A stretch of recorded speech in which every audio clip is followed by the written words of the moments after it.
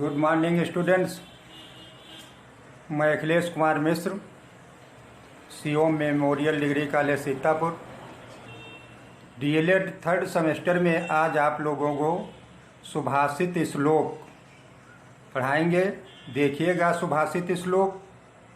सुभाषित का शब्द दो शब्दों, सुभाषित शब्द दो शब्दों से मिलकर के बना है। पहला है सु प्लस भाषित। तो सु का अर्थ होता अच्छा या श्रेष्ठ और भाषित का अर्थ बोला हुआ।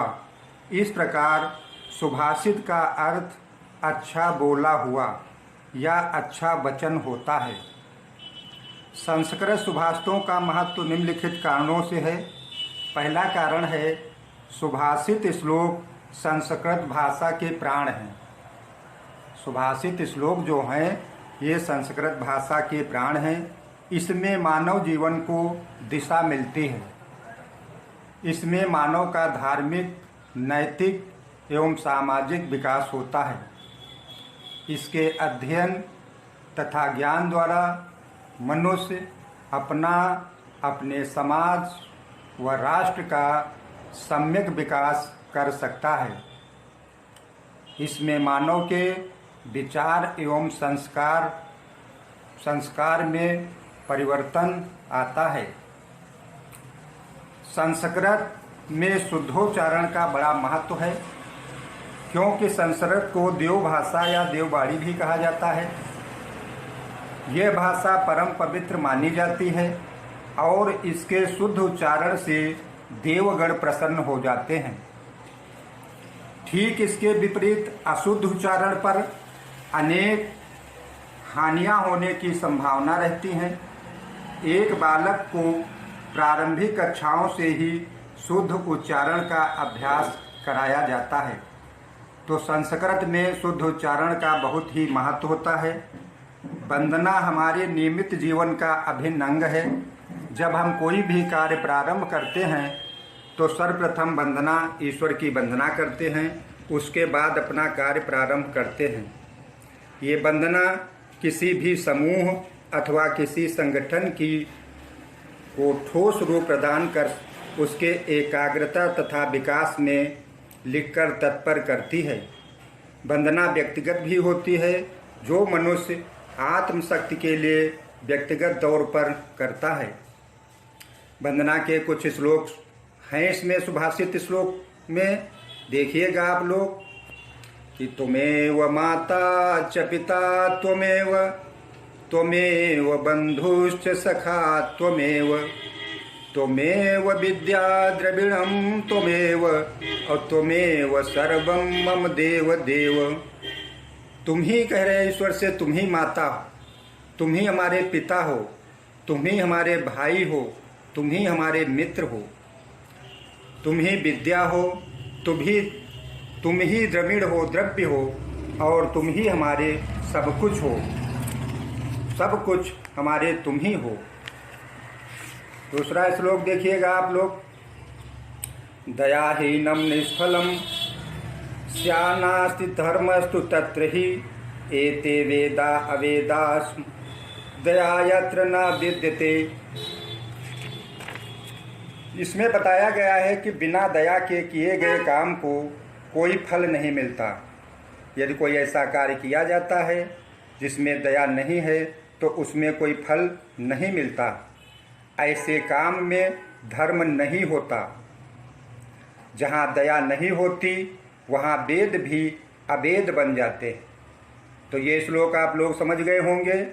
दूसरा श्लोक देखिएगा सुभाषित श्लोक से। विद्यां ददाति विनयं, विनयाद याति पात्रतां, पात्रत्वाद धनमाप्नोति, और धनाति धर्मं ततः सुखम।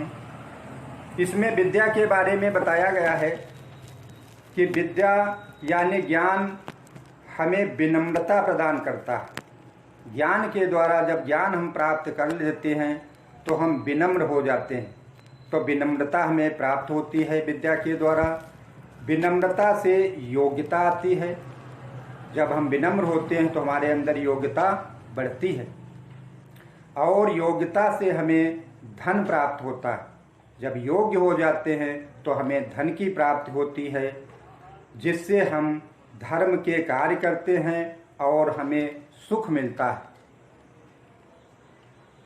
तीसरा श्लोक देखिए सुभाषित श्लोक से कि माता शत्रु पिता वैरी ये न बालो न पाठितः न शोभते सभा मध्य हंस मध्य बको यथा।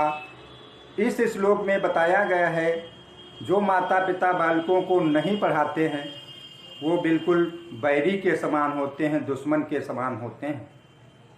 जो माता शत्रु पिता वैरी, जो माता पिता अपने बच्चों को नहीं पढ़ाते वह शत्रु के समान होते हैं। बुद्धिमानों की सभा में न शोभते सभा मध्य, बुद्धिमानों की सभा में अनपढ़ व्यक्ति कभी सम्मान नहीं पाता। वहाँ वह हंसों के बीच बगुले के समान होता है। जिस प्रकार हंसों के बीच में बगुला होता है उसी प्रकार से बुद्धिमानों के बीच में मूर्ख व्यक्ति जो होता है वो सम्मान को नहीं पाता। चौथा श्लोक आप लोग देखिएगा, सुखार्थिनः कुतो विद्या नास्ति विद्यार्थिनः सुखम सुखार्थी वा त्यजेत विद्याम विद्यार्थी वा त्यजेत सुखम। इस श्लोक में आलस्य के बारे में बताया गया है कि मनुष्य को, विद्यार्थी को आलस्य नहीं करना चाहिए, नहीं तो उसको विद्या नहीं आती है। सुख चाहने वाले यानी मेहनत से जो जी चुराने वालों को विद्या कहाँ मिल सकती। जो मेहनत नहीं करते हैं, आलसी होते हैं, उनको विद्या धन प्राप्त नहीं होता। और विद्यार्थी को सुख यानी आराम नहीं मिल सकता। नास्त विद्यार्थिनः सुखम, विद्यार्थी को आराम नहीं मिल सकता। जो सुख चाहता है या सुख चाहत रखने वाले को विद्या का और विद्या पाने वाले को सुख का त्याग कर देना चाहिए। सुखार्थी वा त्यजेत विद्याम विद्यार्थी वा त्यजेत सुखम। अगला श्लोक देखिएगा आप लोग, गुरुर्ब्रह्मा गुरुर्विष्णु गुरुर्देव महेश्वरः गुरु साक्षात परब्रह्म तस्मै श्री गुरुवे नमः। इसमें गुरु की महानता का वर्णन किया गया है कि हमें जो ज्ञान प्राप्त होता है वो गुरु के द्वारा ही प्राप्त होता है। गुरु के बिना ज्ञान प्राप्त नहीं हो सकता है। इसलिए गुरु के बारे में बताया गया इस श्लोक में, गुरु ही ब्रह्मा, गुरुर्ब्रह्मा, गुरुर्विष्णु, गुरु ही विष्णु है, गुरु ही शंकर है, गुरु ही साक्षात परब्रह्म है। इसलिए ऐसे गुरु को मैं नमन करता हूँ। अगला श्लोक देखिएगा आप लोग, विद्यामित्रम प्रवासेषु भार्यामित्रम गृहेषु च व्याधिस्योषधम मित्रम धर्मो मित्रम मृतस्य च। इसमें कौन कहाँ पर मित्र होता है उसके बारे में इसमें वर्णन किया गया है कि ज्ञान आपको यात्रा में मदद करता है।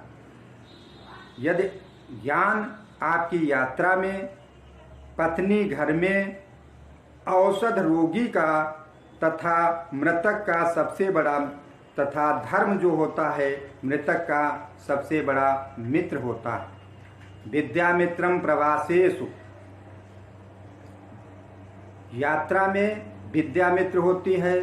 भार्या मित्रम गृहेश्च, पत्नी घर में। व्याधिस्थ औषधम मित्रम, औषध रोगी का तथा धर्म मृतक का सबसे बड़ा मित्र होता है।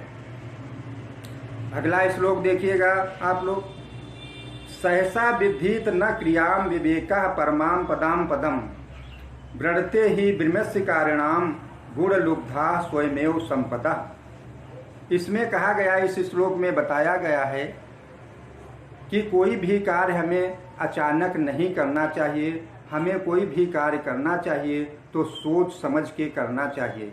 अकस्मात अचानक कोई हमें कार्य नहीं करना चाहिए। अचानक आवेश में आकर कोई कार्य नहीं करना चाहिए। सहसा विद्धीत न, अचानक कार्य नहीं करना चाहिए, क्योंकि विवेक शून्यता सबसे बड़ी विपत्तियों का घर होती। इसके विपरीत जो व्यक्ति सोच समझकर कार्य करता है, गुणों से आकृष्ट होने वाली माँ लक्ष्मी स्वयं ही उसका चुनाव कर लेती। माँ लक्ष्मी उसके पास स्वयं आती है, उसका चुनाव करने के लिए आती है। 8वां श्लोक देखिए आप लोग। चंचलम ही मनः कृष्ण प्रमाद बल वृद्धिडम तस्याहम निग्रहम मन्ये वायोरु सुदुष्करम। अर्जुन ने श्री भगवान से कहा, हरि से पूछा, हे कृष्ण, यह मन चंचल और प्रमथन स्वभाव का तथा बलवान और दृढ़ है, उसका निग्रह बस में करना। इसमें मन के बारे में बताया गया है कि मन को बस में करना बहुत ही कठिन होता है। जैसे मैं वायु के समान अति दुष्कर मानता हूँ, जैसे वायु को कठिन माना जाता है कि वायु पकड़ में नहीं आती है, उसी प्रकार से मन चंचल होता है और पकड़ में नहीं आता है, ये दुष्कर है। अगला श्लोक है देखिए। उद्यमेन ही सिद्ध्यन्ति कार्याणि न मनोरथैः। इस श्लोक में बताया गया है कि हमें परिश्रम करना चाहिए, हमें परिश्रम के द्वारा ही सफलता प्राप्त होती है। कोई भी काम कड़ी मेहनत से ही पूरा होता है।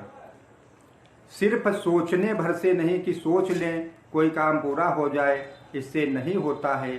सारे का कार्य परिश्रम के द्वारा ही होते हैं। कभी भी ना ही सुप्तस्य सिंहस्य प्रवसन्ति मुखे मृगाः। कभी भी सोते हुए शेर के मुंह में हिरण खुद नहीं जाता। शेर सो रहा हो और हिरण उसके मुख में स्वयं प्रवेश नहीं करेगा। शेर को भी मेहनत करनी होती है शिकार के लिए, उसको भी जंगल में भटकना होता है। इसलिए परिश्रम ही एक रास्ता है, हम परिश्रम से सारे कार्य कर सकते हैं। इसलिए उद्यमेन ही सिद्ध्यन्ति कार्याणि न मनोरथैः। अगला श्लोक देखिए। चंदनम शीतलम लोके चंदनादपि चंद्रमा चंद्र चंदन योर मध्य शीतला साधु संगति। संसार में इसमें बताया गया है कि चंदन को शीतल माना जाता है। सबसे शीतल जो होता है ये चंदन होता है।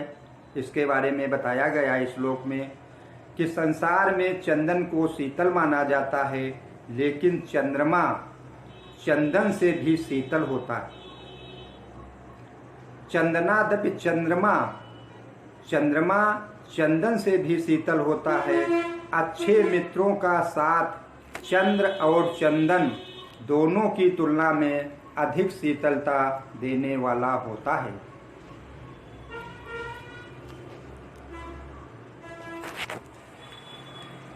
बस 13 मिनट है।